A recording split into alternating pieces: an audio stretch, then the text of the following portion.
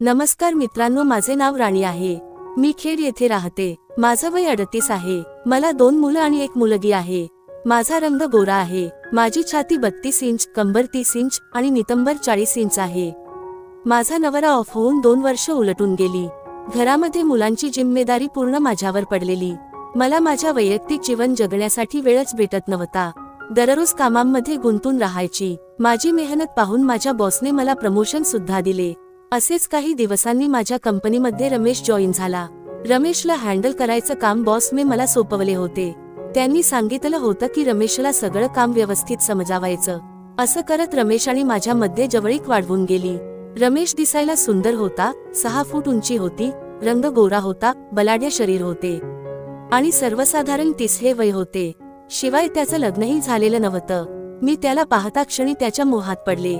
परंतु मी त्याला डायरेक्ट काहीच बोलू शकत नव्हते, कारण घरातली पण जिम्मेदारी माझ्या अंगावर होती. असेच आमचे 6 महिने कामावर उलटून गेले.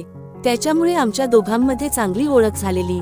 शिवाय मैत्रीही झालेली. एकदा काही कारणामुळे बॉसला अचानक कामामधून बाहेर जावे लागले.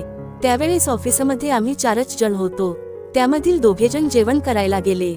मी आणि रमेश एका साईडला बोलत बसलेले. आणि त्या दिवशी मी धाडस करून रमेशला विचारले. रमेश खुश झाला आणि होकारही दिला. त्याच्यानंतर ना आम्ही सतत एकमेकांसोबत फोनवर टच मध्ये राहायला लागलो. असे करता करता 2 महिने निघून गेले. शेवटी रमेशने मला बाहेर कुठेतरी फिरायला जाऊया असे म्हटले. त्यानंतर आम्ही शनिवारी आणि रविवारी गोव्याला जायचे ठरवले. सुरुवातीला तर खूप भीती वाटत होती, परंतु मी नाही बोलू शकली नाही. मी माझ्या घरामध्ये मुलांना सांगितलं की आमची ट्रिप जाणार आहे गोव्याला. तुम्ही व्यवस्थित राहावा. आणि माझ्या बहिणीला 2 दिवसासाठी घरी बोलवून घेतले, जेणेकरून मुलांवर लक्ष ठेवण्यात येईल. 4 दिवसाचे कपडे घेऊन मी आणि रमेश विमानाने गोव्याला गेलो. तिथे आम्ही एक लॉज सुद्धा बुक केला. गेल्यावर आम्ही थोडा वेळ आराम केला आणि स्कूटी भाड्याने घेऊन लोकल जागेमध्ये फिरण्यास सुरुवात केली. आणि संध्याकाळच्या वेळेस परत रूमवर आलो. नंतर आम्ही जेवण केले आणि थोडीशी दारूही पिलो. आणि आम्ही दोघे पूर्ण नशेत होतो आणि थंडी पण भरपूर वाजत होती. रमेशने आपले कपडे काढण्यास सुरुवात केली. त्याची 9 इंचाची केळी पाहून माझ्या तोंडाला पाणी सुटले. आता माझी 2 वर्षाची इच्छा पूर्ण होणार होती. मी लगेच माझ्या बॅगमधून मधाची बॉटल काढली आणि त्याच्या केळीवर टाकली आणि नंतर त्या केळीचा आस्वाद घेण्यासाठी सुरुवात केली. आम्ही दोघे पण पूर्ण आनंदामध्ये बुडलेलो होतो. नंतर ना रमेशने मधाची बॉटल उचलून माझ्या पपईवर टाकली आणि तो सुद्धा पपईचा आस्वाद घेऊ लागला. आम्हा दोघांना खूप मजा येत होती. 15 ते 20 मिनिटं आमचा असाच खेळ चालू राहिला.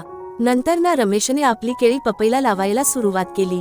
आम्हा दोघांना वाटत होते आम्ही जणू स्वर्गाला गेलो आहे. जवळजवळ 1 तास रमेशचा आणि माझा खेळ चालू राहिला. नंतर ना केळीमधून दही बाहेर आले आणि आम्ही दोघं शांतपणे एकमेकांच्या अंगावर होऊन राहिला. नंतर ना आम्ही अर्धा तास आराम केला आणि परत ना त्याच खेळाला नव्या पद्धतीने खेळण्यास सुरुवात केली. यावेळेस आम्ही डॉग शॉट ट्राय केला. एवढा आनंद मला माझ्या आयुष्यात कधीच भेटला नव्हता. अशा पद्धतीने आम्ही त्या रात्री 6 वेळा सुखाचा आनंद घेतला. आमच्या दोघांच्या चेहऱ्यावरील हास्य खूप फुलले होते.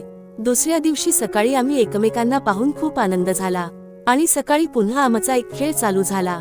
खेळ झाल्यावर आम्ही थोडेसे बाहेर फिरायला गेलो. एडव्हेंचर स्पोर्ट्स केले आणि खूप आनंद आयुष्याचा घेतला. दुसऱ्या दिवशी सुद्धा आम्ही 5 ते 7 खेळ खेळलो आणि आयुष्यामध्ये आनंद घेण्यास सुरुवात केली. एवढा आनंद मला माझ्या नवऱ्याकडून कधी भेटलाच नव्हता. आणि मग आम्ही सोमवारी परत घरच्या दिशेने निघालो. आम्ही दोघे एकमेकांना पाहून खूप खुश होतो. जेव्हा जेव्हा आम्हाला वेळ भेटायचा तेव्हा आम्ही अलिबागला, लोणावळ्याला, महाबळेश्वरला जायचं आणि आयुष्यामध्ये आनंद लुटण्याचा प्रयत्न करायचा. अशी ही आमची कहाणी होती. तुम्हाला आवडली असेल तर लाईक करा, शेअर करा आणि सबस्क्राईब करायला विसरू नका. धन्यवाद.